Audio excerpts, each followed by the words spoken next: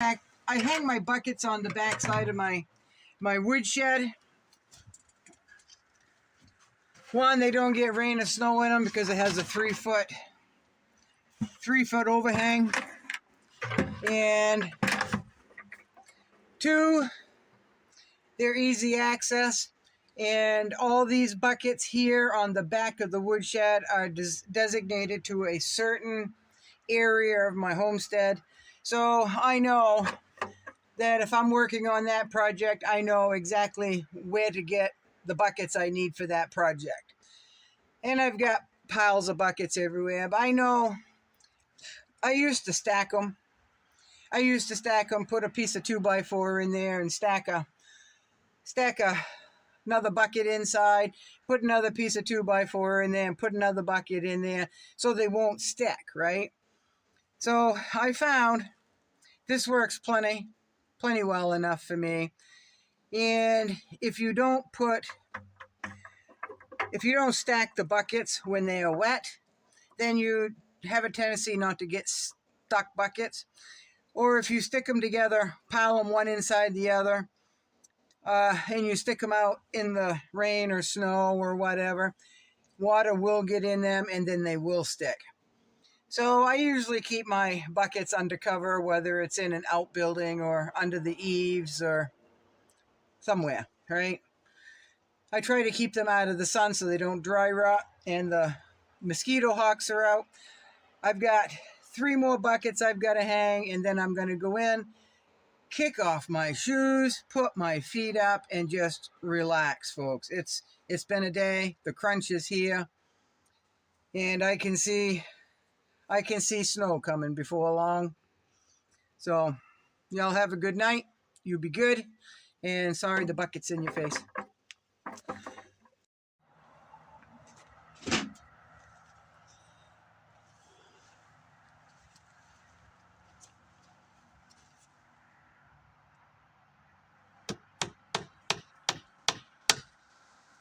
I don't know if this is going to work, folks. It was given to me to try out.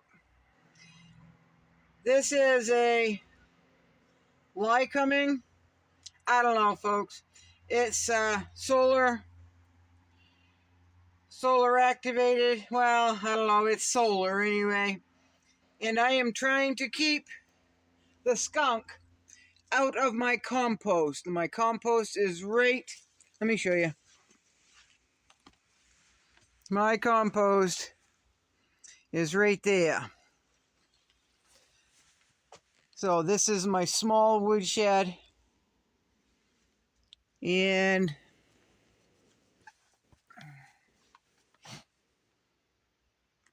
this is supposed to do something. I don't know, folks.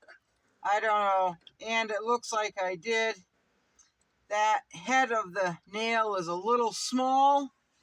So I was using my little hatchet, but I've got my hammer right here.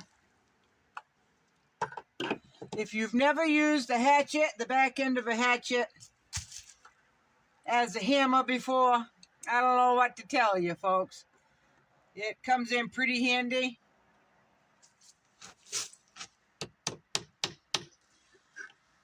So I'm going to, I don't know, but what is supposed to happen is you're supposed to set it, and then when there's motion, it's supposed to be blinking like a bigger predator's eyes. It's motion activated. So I don't know. Let's see. Let me walk in front of it. Oh, all right. Well, works at least 5 feet away. So we'll see if that keeps the skunk from trying to get into my compost bin. So we'll see, folks. Now, for those of you who haven't read my community post, I was out putting some odds and ends of wood in the back of the woodshed so it wouldn't get rained on. It's supposed to rain early tomorrow morning. And I was on my last cart full. I was using my headlamp. It was really dark out. And I was, it was kind of quiet. I wasn't talking, right? I wasn't singing, I wasn't humming, I wasn't doing anything. But just taking from that cart and putting it into the back of the woodshed. I wasn't even being neat about it, folks. And I felt something. Every time I move it, it triggers it, so that's good. I felt something up against my leg. And I looked down with my headlamp on, and I had a skunk sniffing my foot, my shoe. So I didn't do much. I stood right there and I wasn't concerned at all about the light, my headlamp and nothing. So I shut my headlamp off anyway, and I stood there. I don't even think I was breathing, folks. And I could feel it sniffing. I don't know if it was his tail or what it was, but it was, every once in a while I could feel it up against my leg. So I knew it was still there. Now, I've been seeing a skunk in my yard. I saw it in my yard last night, and I saw it in my yard tonight while I was putting those odds and ends of wood in. So I kind of figured it knew I was there as well. But apparently it's very, very friendly. But that's what's been trying to get into my compost bin. So we'll see. We'll see if this little thing works. What I should do is put a game camera up here. But it's after 9 tonight, and it's been a long, hard physical day, and I just need to go in, put my feet up, folks, and go to bed. So we'll see if that works, but I'm not even sure if I'm even going to know if it works, because I don't have a game camera or anything to monitor it. So I might put a game camera up tomorrow. We'll see. We'll see, folks. But I should put one by my deck too, right? I really should. I might do that. I might do that tomorrow. But if any of you are familiar with this, if it works, if it doesn't work, I'm kind of skeptical, but who knows? I've been wrong a lot in my life.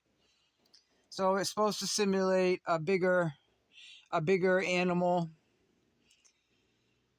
I don't know. It's supposed to scare another animal away of a smaller size. I don't know, folks, but there it is. It's worth a shot. And they were given to me. There was a few gadgets given to me, and I'm going to try them. I'm just going to try them and see what happens. It's not going to hurt anything, right? So the thing with Skunk and I cannot smell skunk, folks. I can't smell skunk. The only way I know a skunk is around is because I can taste a particular taste in my mouth. I cannot smell skunk unless I am right on top of it and it has sprayed. Like when it went into my coop, right?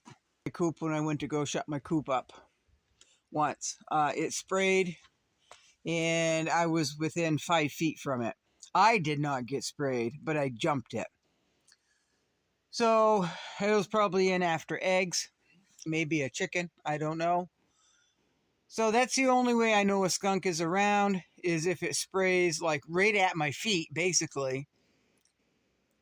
But if it's in the yard somewhere or off into the woods and where everybody else can smell it, I can taste it in my mouth. It just gives that particular taste in my mouth. So that's how I know when a skunk is around or has sprayed. I taste it. So that's kind of weird, but me and my twin sister are both that way. We cannot smell skunk at all. So living out in the woods, that's probably not always a good thing, right? All right, folks. At least I know it's charged up. and it's working. Whether it's effective or not, we'll see. Good night.